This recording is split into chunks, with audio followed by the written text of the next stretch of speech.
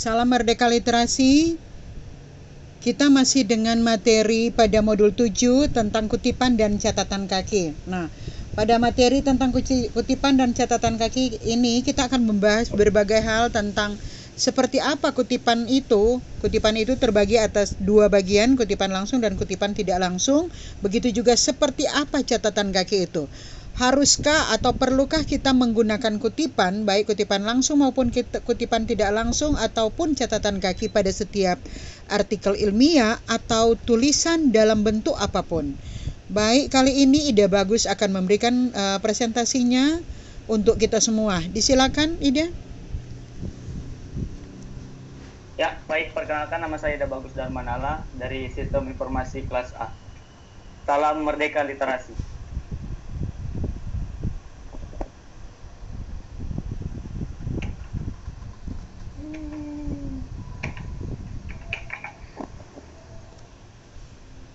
Ya, pengantar, catatan kaki bukan semata-mata dimaksudkan menunjuk sumber tempat terdapatnya sebuah kutipan, tetapi dapat juga dipakai untuk memberi keterangan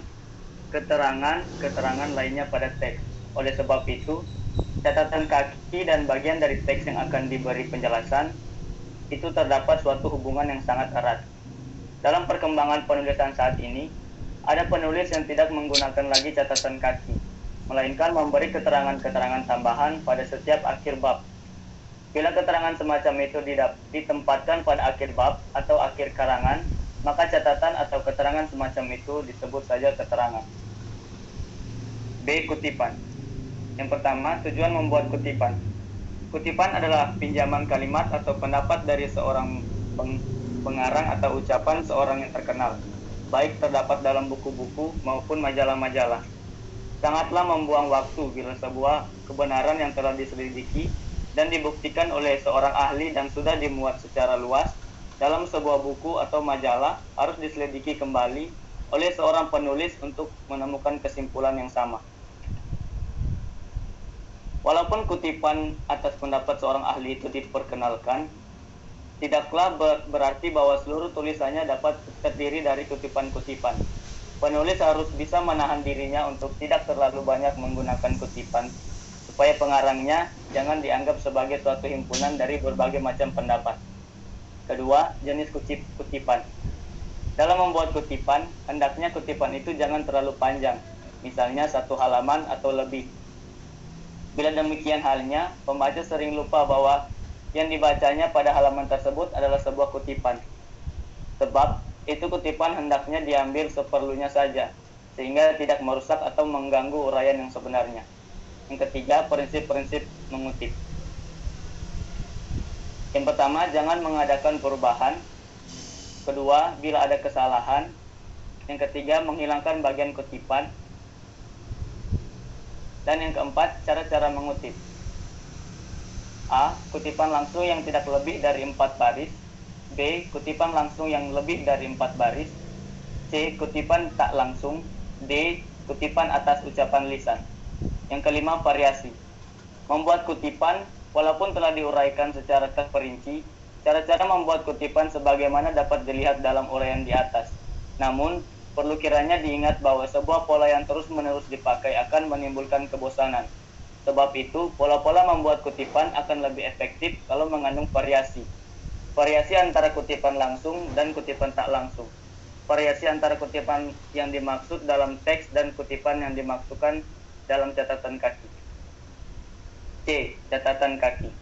Yang pertama, pengertian catatan kaki.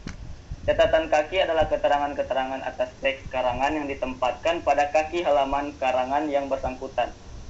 Hubungan antara catatan kaki dan teks yang dijelaskan itu biasanya dinyatakan dengan nomor-nomor penunjukan yang sama, baik yang terdapat dalam teks maupun yang terdapat dalam catatan kaki itu sendiri. Selain mempergunakan nomor-nomor penunjukan hubungan itu, kadang-kadang dinyatakan dengan mempergunakan tanda asterik atau tanda bintang, dan kadang dengan mempergunakan tanda salib pada halaman yang bersangkutan.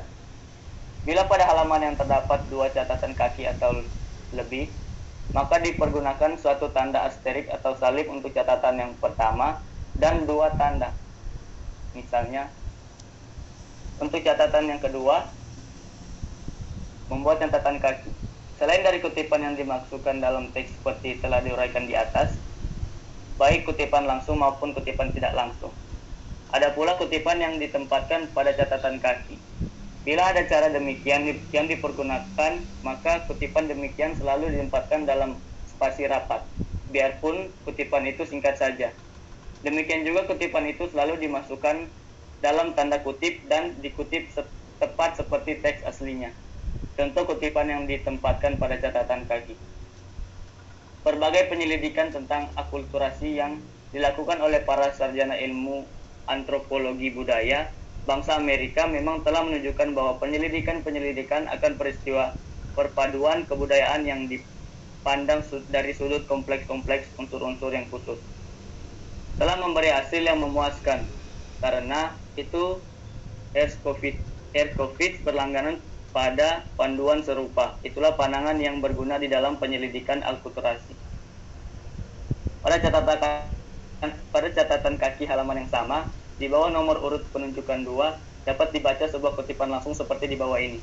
Kata beliau, over the several studies of change in world culture might this be, it seems most advantageous in practice for the student to analyze into its 12 competence the culture that has experienced contact. One can no more study world culture that one takes as the subject for a specific research project, the human body in its entry. Sebagaimana tampak dari contoh di atas, kutipan itu dibuat dalam spasi rapat. Kata world culture mempergunakan tanda kutip tunggal karena tanda kutip ganda sudah dipergunakan untuk seluruh kutipan itu. Begitu pula perhatikan bagaimana bagian-bagian yang ditinggalkan dari teks asli diganti dengan 3 titik berspasi. Cara membuat catatan kaki mempunyai hubungan pula dengan teks pada halaman yang sama. Maka dalam 2 contoh pertama disertakan pula bagian dari teks yang menunjukkan kepada catatan kaki.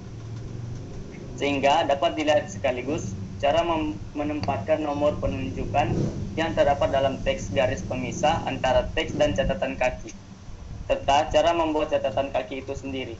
Titik-titik berspasi yang mendahului dan mengikuti contoh teks berarti ada lebih dari 1 alinea yang dihilangkan sebelum dan sesudah yang teks yang dikutip tersebut. A. Referensi pada buku dengan seorang pengarang. Kekerabatan umat manusia di seluruh dunia menyebabkan bahwa di dalam menganalisa suatu sistem kekerabatan di dalam suatu masyarakat itu, mereka memandang akan istilah-istilah itu sebagai proses-proses hubungan kemasyarakatan. Yang pertama, nama pengarang ditulis lengkap, tidak dibalik karena referensi yang pertama kali. Yang kedua, antara nama pengarang dan judul buku digunakan tanda koma. Pada biografi dipergunakan titik. Antara judul dan data publikasi tidak ada titik atau koma. Tempat dan tahun terbit ditempatkan dalam tanda kurung. Penerbit tidak perlu diikutsertakan. B. Referensi pada buku dengan 2 atau 3 pengarang. Perhatikan, nama penerbit dimasukkan, sebab itu antara nama tempat dan penerbit diberi titik 2. Yang lain-lain seperti pada nomor A. C. Referensi pada buku dengan banyak pengarang mulai. Mulai dari contoh ini dan seterusnya, kutipan teks beserta garis pemisah ditiadakan, langsung diberikan bentuk dari referensi itu. Yang pertama, hanya nama pengarang pertama yang disebut. Nama-nama lainnya diganti dengan singkatan ET atau AL. Yang kedua, antara nama pengarang dan singkatan ETAL, serta antara singkatan ETAL dan judul buku diberi tanda pemisah koma. D. Kalau edisi berikutnya mengalami perubahan 8H titik A titik deletion AN titik introduction to descriptive linguistic. Perhatikan yang pertama, keterangan tentang ulang cetak atau edisi yang diperbarui diletakkan dalam kurung sebelum tempat terbit. Yang kedua, Antara tempat terbit dan keterangan tentang ulang cetak atau edisi yang diperbarui diberi tanda pemisah berupa titik koma. E. Buku yang terdiri dari 2 jilid atau lebih. F. Sebuah edisi dari karya seorang pengarang atau lebih. G. Sebuah terjemahan. H. Artikel dalam sebuah analog. L. Artikel dalam ensiklopedia. J. Referensi pada artikel majalah. K. Referensi pada artikel harian. L. Tesis dan disertasi yang belum diterbitkan. M. Referensi pada 2 sumber atau lebih. N. Referensi dari sumber kedua. O. Catatan penjelasan. P. Referensi dan catatan penjelasan. 3. Singkatan-singkatan. Dalam catatan kaki biasanya dipergunakan pula singkatan-singkatan yang oleh para sarjana sudah diketahui maksudnya. Oleh sebab itu, hendaknya diperhatikan benar-benar bagaimana menggunakan singkatan-singkatan itu dalam setiap catatan kaki. Singkatan yang paling penting yang harus diketahui adalah IBID. Singkatan ini berasal dari kata Latin ibidem yang berarti pada tempat yang sama. Singkatan ini dipergunakan bila catatan kaki yang berikut menunjukkan kepada karya atau artikel yang telah disebut dalam catatan nomor sebelumnya. Yang kedua, OP.CIT. Singkatan ini berasal dari kata Latin opercitato yang berarti pada karya yang telah dikutip. Singkatan ini dipergunakan bila catatan itu menunjuk kembali pada sumber yang telah disebut atau dahulu, tetapi diselingi oleh sumber lain. Yang ketiga, LOC.CIT. Singkatan ini berasal dari bahasa Latin loco citato yang berarti pada tempat yang telah dikutip. Singkatan ini biasa dipakai untuk menyebut atau menunjuk pada sebuah artikel majalah, harian, atau ensiklopedi yang telah disebut sebelumnya, tetapi diselingi oleh sumber lainnya. Di samping singkatan-singkatan di atas, ada pula beberapa singkatan lainnya yang perlu diketahui, karena biasa dipergunakan dalam naskah-naskah atau buku-buku, baik dalam catatan kaki maupun dalam teksnya. Supra. Di atas sudah terdapat lebih dahulu pada teks. Yang berikutnya yang sama. Infra. Di bawah, lihat pada artikel atau kurangan yang sama di bawah. Berikutnya C titik atau CA. Singkatan dari circa yang berarti kira-kira atau sekitar. Dipakai untuk menunjukkan tahun, tetapi diragukan ketepatannya. Berikutnya CAP atau cap. Singkatan dari kata caput atau Latin atau chapter atau Inggris yang berarti bab. Berikutnya ED, singkatan dari editor atau penyunting, edisi atau edition. Berikutnya ETAL, singkatan dari ETALI yang berarti dan lain-lain, dipakai untuk menyatakan atau menggantikan pengarang-pengarang yang tidak disebut namanya. Berikutnya ESEC atau EDSEC, singkatan dari Ed Sequence atau Ed Sequence yang berarti dan halaman-halaman berikutnya. Singkatan ini dipakai sesudah menyebut nomor halaman, misalnya halaman 205 EDSEC berarti halaman 205 dan 206. Halaman 205 EDSEC berarti halaman 205, 206 dan 207 dan seterusnya. Dalam buku-buku bahasa Inggris dipergunakan juga singkatan F dan FF.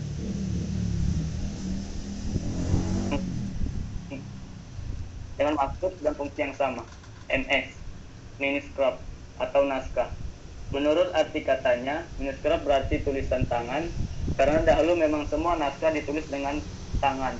Sekarang semua naskah ditulis dengan tangan entah tidak. Disebut saja manuscript. Yang berikutnya pasif, tersebar di sana-sini. Dipakai untuk menyatakan bahan yang dipergunakan atau yang dimaksud tersebar pada suatu majalah atau tempat tertentu. Berikutnya share, yang berarti seri. Lalu tik, yang berarti demikianlah seperti pada aslinya, dipergunakan untuk menunjukkan suatu kesalahan tertentu terdapat dalam naskah aslinya dan bahwa kutipan itu diambil tepat seperti itu. Kata sik harus ditempatkan dalam kurung segi 4 karena merupakan suatu catatan yang disisipkan dalam bahan yang kutip. Yang berikutnya CF atau convert berarti bandingkan, atau bandingkan dengan. Yang berikutnya vol atau volume atau jilid. Yang keempat, penerapan catatan kaki dan singkatan.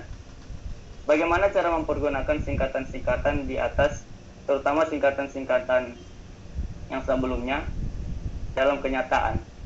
Untuk itu, perhatikanlah contoh-contoh berikut. Semua catatan kaki di bawah ini sebenarnya tersebar pada halaman-halaman yang berlainan, namun semuanya termasuk dalam kesatuan nomor urut dalam sebuah bab. Berikut adalah contoh-contohnya.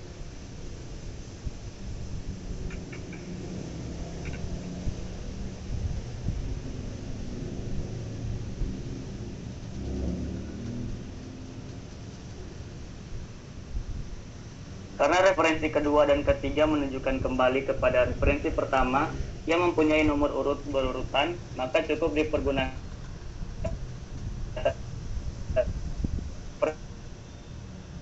yang selanjutnya referensi ke-8 yang menunjuk kembali kepada referensi pertama, dan referensi ke-11 yang menunjukkan kembali referensi pertama. Maka masing-masingnya mempergunakan singkatan op.cit. Karena sudah diselang-selingi oleh karya atau sumber-sumber lainnya. Tetapi referensi ke-12 menunjuk kepada referensi pertama, mempergunakan singkatan IBIT. Referensi ke-14 menunjuk kepada referensi keempat, karena referensi keempat merupakan penunjuk kepada sebuah artikel. Maka referensi ke-14 tersebut mempergunakan singkatan LOC.CIT, bukan OP.CIT. Hal yang 22 sama berlaku pula untuk referensi ke-13 yang menunjuk kembali referensi ke-9. Referensi ke-16 mempergunakan singkatan OP.CIT karena ada dua alasan. Pertama, ia menunjuk kepada sebuah karya, dan kedua, karya itu sudah diselingi oleh sumber-sumber lainnya. Singkatan-singkatan lain halaman 20 dan 21. Sebaliknya, dalam referensi keempat terdapat penunjukan nomor halaman dengan angka 374